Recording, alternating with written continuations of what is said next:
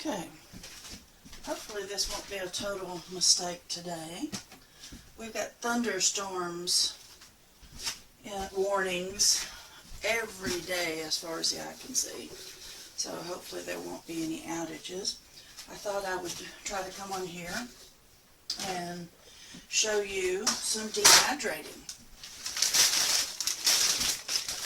This is the way I go.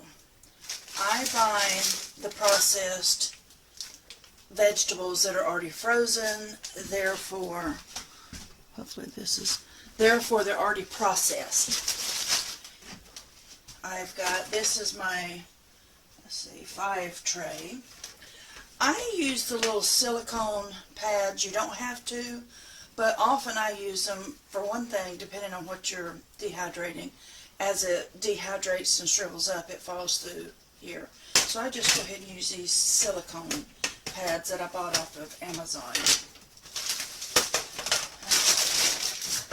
Just going to open these up. And literally this is how easy dehydrating is if you do it this way. You don't grow your own garden. You open this up, you spread it around. Now I'm just going to empty them out, and since I've got 5 trays, I'm going to take these 4 bags and just sort of spread them out on the 5 trays.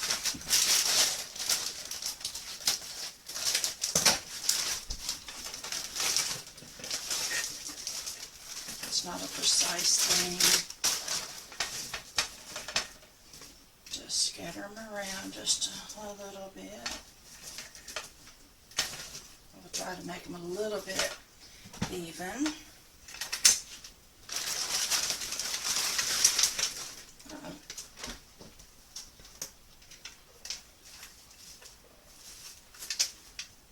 What for Pete's sake?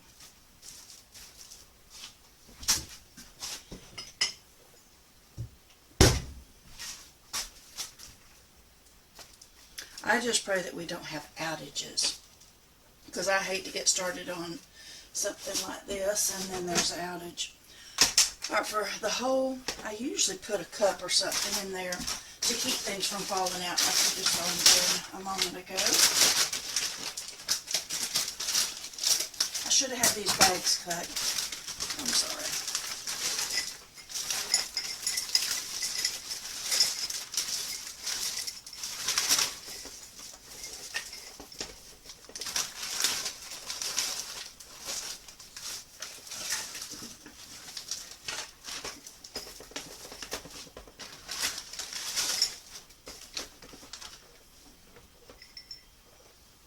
I'll do a little bit better on this right before I put them in the tray. And these are the 12-ounce bags. You can get them in different sizes, and this is just green beans, as you saw. Just start dehydrating whatever vegetables you like. If you don't like green beans or don't think you'll use them, then don't do it. Although, here's a little tip that some people don't seem to be aware of. If you are hungry, that Spam that you swear you'll die before you eat, you may just get to experience and see if that will hold true for you. I don't care if it's people or animals, if you get hungry enough, you will eat things that you did not think you would eat. Again, there's no exact science here, just sort of put them on there, spread them around. That's it. So this is 4 bags, 5 trays. Now I'll put the top back on. And this is my honey well.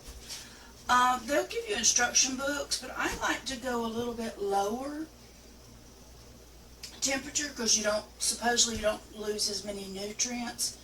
And so I'm putting this on, I should have put my glasses on, about 125 degrees, and just cut it on. That's it. And then let it go. I don't get into how long this takes. You put this on for so many hours. In fact, I'm learning that the more you worry about the time, the key to dehydrating and good dehydrating, it's done when it's done.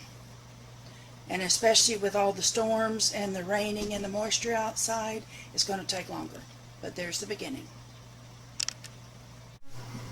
And I couldn't remember if I said just a moment ago, when you put these in, they are completely frozen. They are still frozen. And just stack them in there. The thing I love about this particular dehydrator is you can see, and at certain points I will rotate the trays so that they all are evenly done.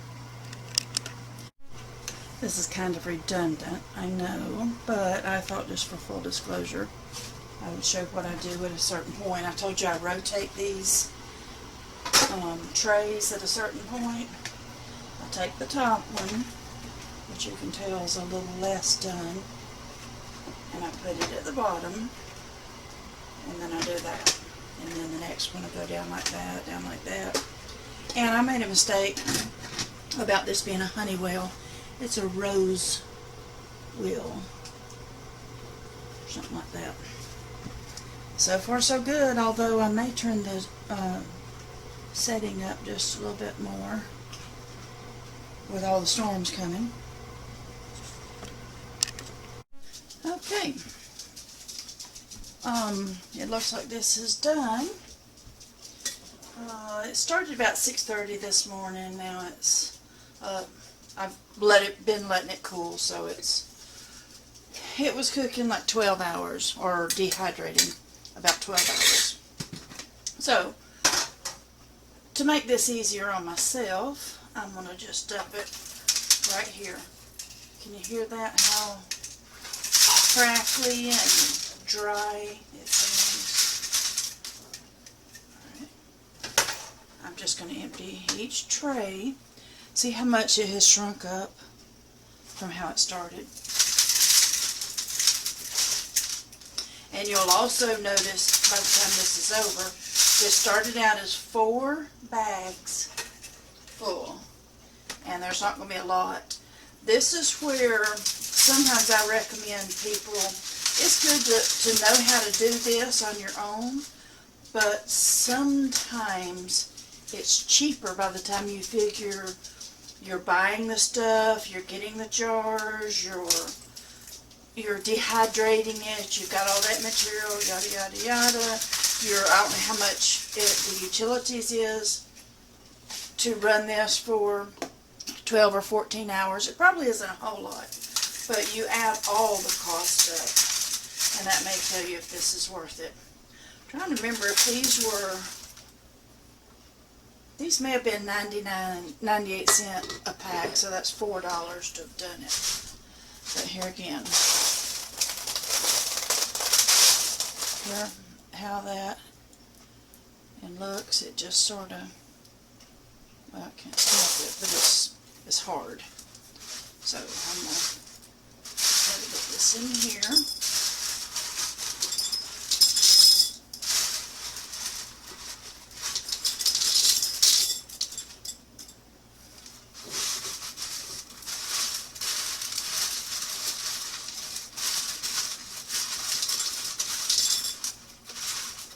Trying to not get it everywhere, which I'm going to do anyway.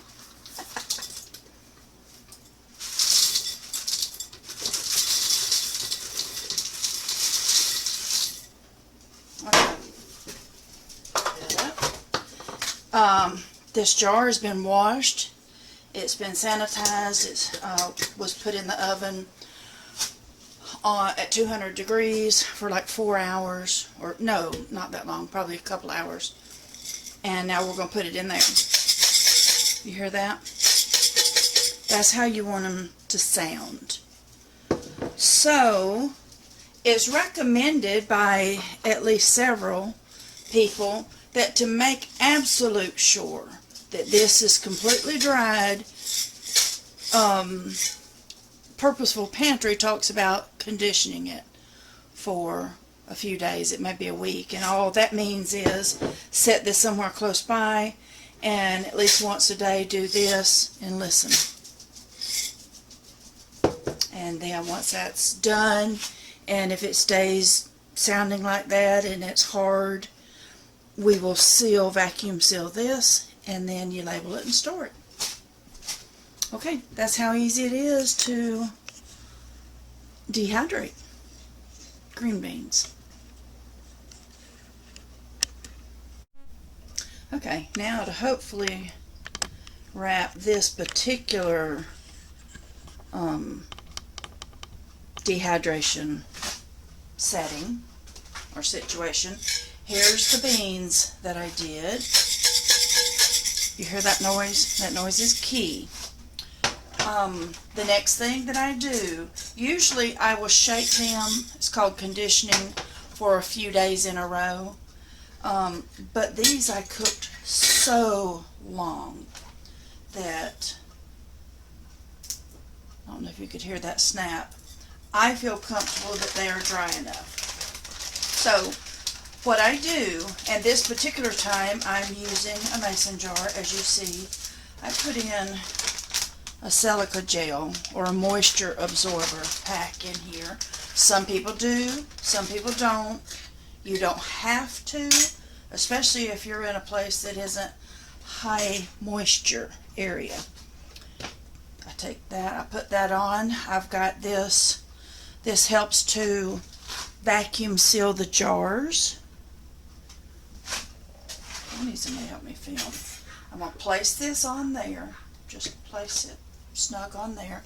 Here's one of these. This is an actual USB chargeable battery operated automatic. I'm going to put that over the hole. See that? But there's several methods to do this. Then I'm going to press that button.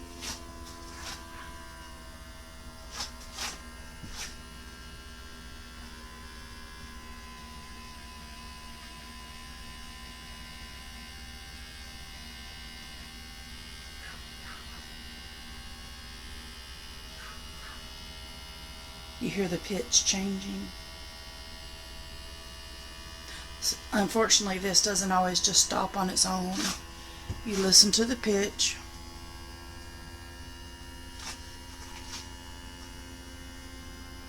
I think it's done. Yeah, did you hear that? Okay, I'm going to take that off. And let's see if it, excuse me. Alright, now let's see. Yeah, see that?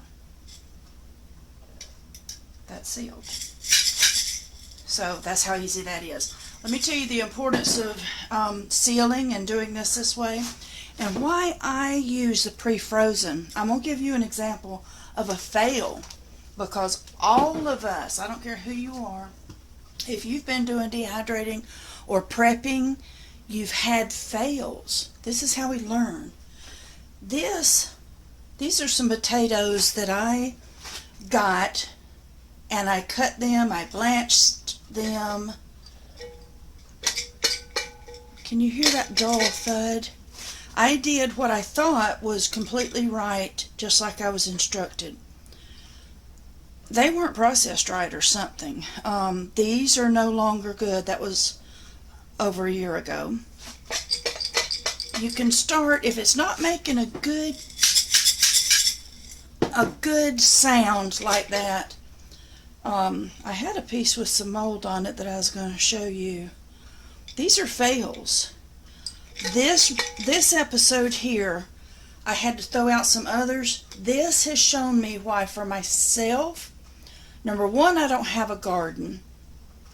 I'm not going to go out at this moment and buy a bunch more fresh produce, cut them and blanch them myself, and trust that I've done everything right, because I'm going to have to throw these out. And for those of y'all that can't afford or don't have access to a bunch of these jars, these were done almost a year ago. Frozen green beans, 8/13/22. This is a regular jar. You hear that? Despite what so many, almost like prepping bullies will let you think, is that you've got to buy the best of the best, or else your preps are not going to be any good. That's not so. So there's start to finish, and this is the result. That should be good. If you wanted to do an oxygen absorber instead of a moisture, you can, but since you just saw me vacuum seal that, it took the oxygen out, so I put a moisture absorber in that. But you do you, okay? We all need to do what's best for us in our pocketbook and our needs. Alright, now to wrap up my green bean dehydrating, I'm going to read some scriptures. This is the last of it. And I was sort of praying or talking with the Lord, and I said, you know, I wish I had something good and encouraging to share. And I'm not making this up. This sounds like a made up story. I sort of prayed that, spoke that to the Lord, and I opened my Bible randomly, and it opened to the book of Psalms 107, chapter 107. Most people love the book of Psalms. I've never really been a fan of it in whole. But guess what? I'm not making this up. Book of Psalms 107. Oh, give thanks unto the Lord, for he is good, for his mercy endureth forever. Let the redeemed of the Lord say so, whom he hath redeemed from the hand of the enemy, and gathered them out of the lands, from the east and from the west, from the north and from the south. They wandered in the wilderness in a solitary way. They found no city to dwell in. Hungry and thirsty, their soul fainted in them. Then they cried out unto the Lord in their trouble, and he delivered them out of their distresses. And he led them forth by the right way, that they might go to a city of habitation. Oh, that men would praise the Lord for his goodness and for his wonderful works to the children of men. I think that's kind of a timely message in a way. We're in situations now, and it's different in different places, but overall, if you're thinking that everything is peachy keen, some of us say here in the South, or hunky-dory, some of us here in the country say, I don't know what news you're watching. I don't know what country you're in, and maybe you are blessed enough to where you're not living through some of the things. We are here in America are watching our country fall apart, and it's by design. By design, in my humble opinion. It does not have to be this way. And God is talking to his people, telling us how to be prepared, and starting from our souls right down to our households. Pay attention to what's happening. Prepare. And even if you don't believe in any of the end times, that's fine. If you don't have faith in my Jesus Christ, that's fine. I do. I'm going to continue to do so, but you don't have to.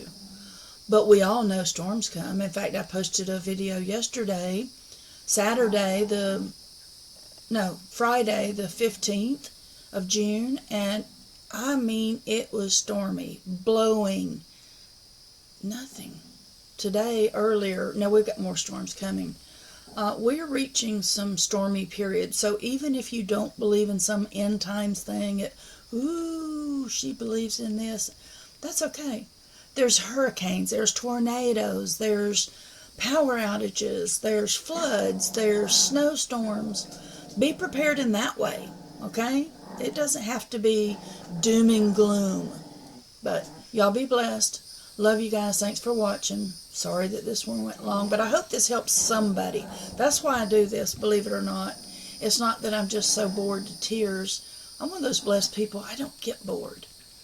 It may be because I'm fat, old, and lazy, and tired, and whatever. But anyway, I take that as a blessing. So I love y'all enough. I want to share certain things with you, even if it's the wildlife. Them squirrels out there, they're silly. Y'all be blessed. Love you guys.